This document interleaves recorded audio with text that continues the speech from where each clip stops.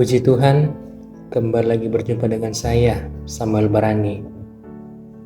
Dan kali ini saya akan membawakan materi dari mata kuliah Spiritualitas 1 tentang visi dan panggilan pelayanan. Nah, sebelum kita lanjut lebih jauh lagi, kita harus memahami dulu tentang visi dan panggilan. Visi itu adalah suatu gambaran mental yang jelas dan inspiratif tentang masa depan yang ingin dicapai oleh individu atau organisasi. Visi itu memberikan arah, tujuan, dan motivasi. Itu adalah visi.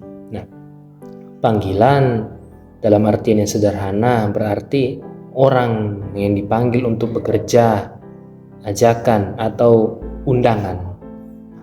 Jika digabungkan, sebenarnya visi dan panggilan merupakan konsep yang berbeda, namun keduanya seringkali saling berhubungan. Panggilan seseorang dapat mempengaruhi visinya, karena tujuan dan minat pribadinya dapat membentuk masa depan yang ia impikan dan perjuangkan. Singkatnya, visi mengacu pada keadaan masa depan yang diinginkan yang memandu pengambilan keputusan.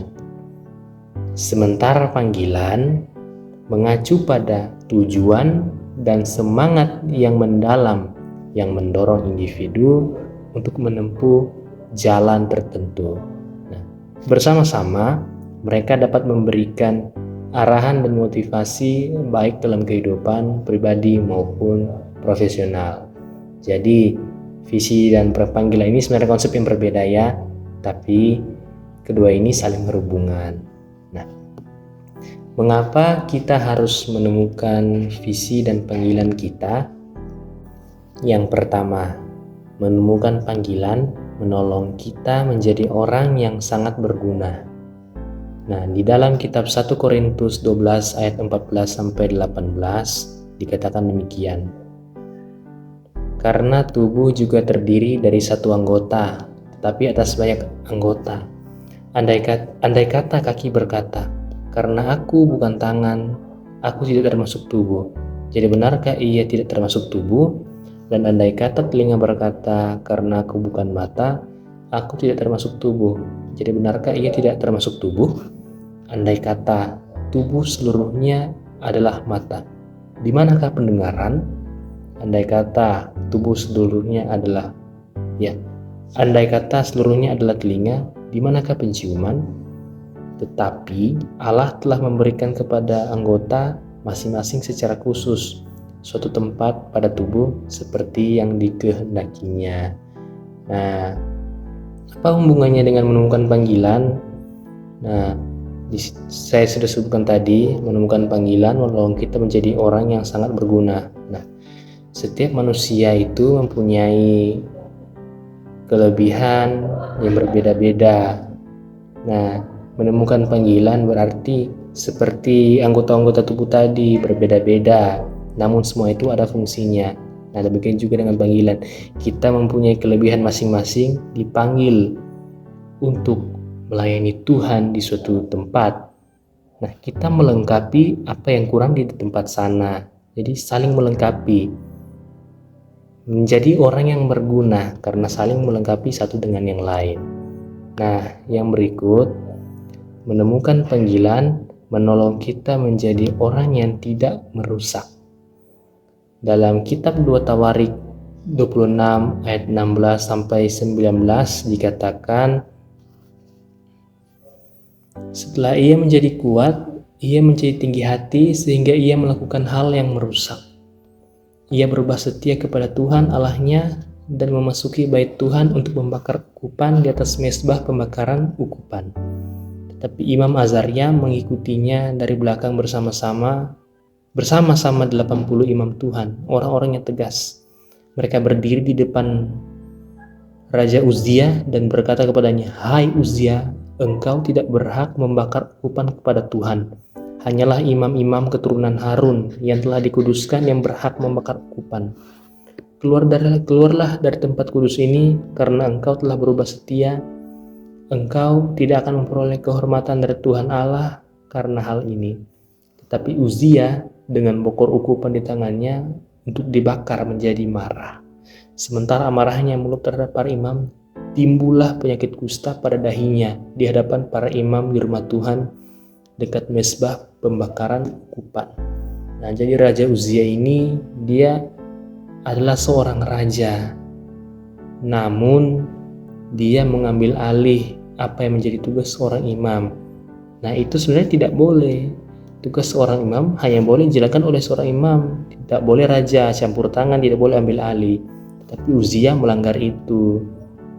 Makanya seperti yang sudah saya jelaskan tadi, menemukan panggilan menolong kita menjadi orang yang tidak merusak. Nah, jika panggilan kita, contoh Raja Uzia, panggilannya adalah menjadi raja. Nah, kalau dia menjadi raja, dia melakukan apa yang menjadi tugasnya. Dia kan raja, jadi dia tidak boleh melakukan tugas seorang imam.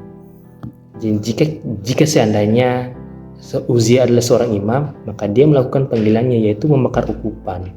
Jadi menemukan panggilan menolong kita menjadi orang yang tidak merusak. Apa yang bukan bagian kita, kita tidak campur tangan. Tapi apa yang menjadi bagian kita, kita yang turun tangan. Tidak merusak, sesuai bagian masing-masing. Nah, lalu yang ketiga, menemukan panggilan membaca kita memuliakan Tuhan menurut rencana Tuhan. Nah, dalam kitab Mazmur 139 ayat 13 dan 14 dikatakan, sebab engkaulah yang membentuk buah pinggangku, menenun aku dalam kandungan ibuku. Aku bersyukur kepadamu oleh karena kejadianku dahsyat dan ajaib. Ajaib apa yang kau buat, dan jiwaku benar-benar menyadarinya. Nah, sudah saya katakan, menemukan panggilan membaca kita memuliakan Tuhan menurut rencana Tuhan. Jadi kita sebagai manusia, sebagai anak-anak Tuhan, tentu Tuhan sudah mempunyai rencana dalam hidup kita. Nah, menemukan panggilan berarti kita memuliakan Tuhan menurut rencana Tuhan. Tuhan kan sudah merencanakan suatu terhadap kita, dan kita mengikuti panggilan itu. Nah, berarti kita memuliakan Tuhan dalam rencana Tuhan. Haleluya. Lalu, kita akan membahas tentang menjawab panggilan Tuhan. Ada dua tokoh dalam Alkitab yang patut kita teladani tentang mereka menjawab panggilan Tuhan. Yang pertama, Nabi Yesaya. Nabi Yesaya ini latar belakangnya kurang diketahui, hanya disebut sebagai Yesaya bin Amos. Nah, Nabi Yesaya ini adalah orang biasa. Kemudian dia tidak ada darah Lewi, bukan keturunan imam. Ya, kemudian dia menjadi nabi dalam 4 pemerintahan, yaitu Uzia, Yotam, Ahaz, dan Hizkia. Kemudian dia menjadi nabi yang sangat terkenal karena berani menentang dosa orang Israel. Kemudian dia adalah nabi yang membuatkan kehadiran Kristus. Nah, kita harus belajar dari Nabi Yesaya ini. Nabi Yesaya ini termasuk orang yang tidak mendapat panggilan khusus. Tapi kenapa dia bisa menjadi nabi yang luar biasa? Nah, sebenarnya itu dilatar belakangi dengan keadaan orang Israel pada saat itu. Pada saat itu, kondisi kerohanian Israel dalam masalah. Mereka menyembah berhala, melakukan hal-hal keji lainnya. Nah, siapa yang bertanggung jawab? Siapa yang harus bertanggung jawab?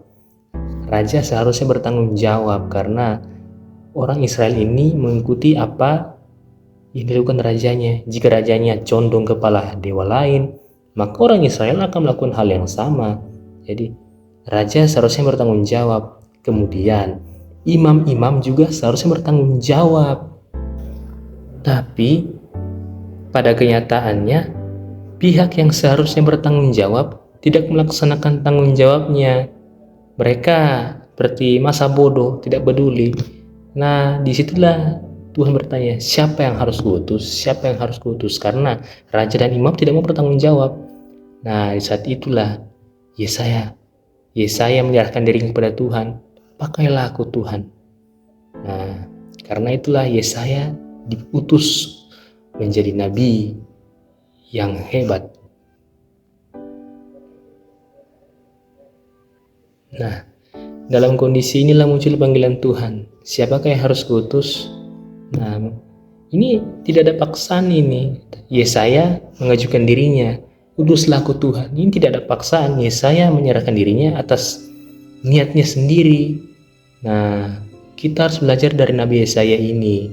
Jika ada orang lain yang acuh tak acuh begitu, nah kita serahkan diri kita. Tuhan, pakailah aku menjadi alatmu Tuhan. Karena orang lain kan tidak mau mengambil panggilan itu. Serahkanlah diri kita pada Tuhan.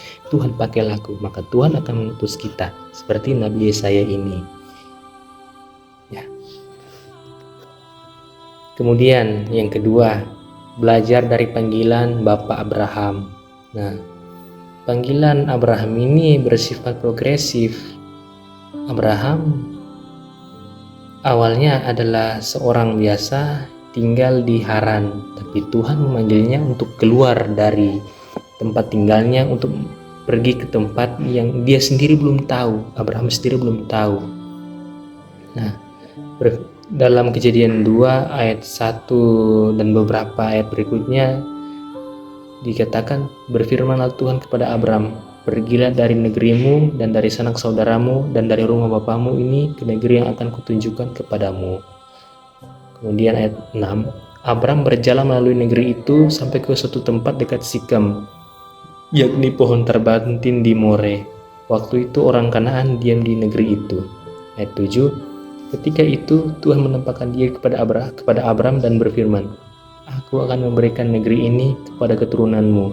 Maka didirikannya di situ mesbah bagi Tuhan yang telah menampakkan diri kepadanya. Nah, jadi panggilan Abraham ini bersifat progresif. Awalnya Tuhan hanya suruh, pergilah ke negeri yang akan kutunjukkan kepadamu. Abraham mengikutinya. Nanti di tengah jalan Abraham ini mendapat janji dari Tuhan mengenai keturunannya dan lain sebagainya. Jadi bertahap. Nah, kita harus mencontohi sifat dari Bapak Abraham ini, taat pada panggilan. Ya, walaupun Bapak Abraham sendiri belum tahu kemanakah dia disuruh pergi, tapi karena dia taat, maka dia menjadi Bapak yang besar. Itu karena berawal dari dia menaati panggilan. Nah, jadi kesimpulannya, kita sebagai anak-anak Tuhan, kalau kita mendapat panggilan, jangan kita lari dari panggilan itu, tapi ikuti saja panggilan itu. Pasti Tuhan akan menolong kita, memampukan kita untuk menjalani panggilan yang Tuhan berikan pada kita. Haleluya. Puji Tuhan, materi tentang visi dan panggilan pelayanan saya tibakan sampai di sini. Mohon maaf jika ada kesalahan kata. Tuhan Yesus memberkati kita sekalian. Haleluya.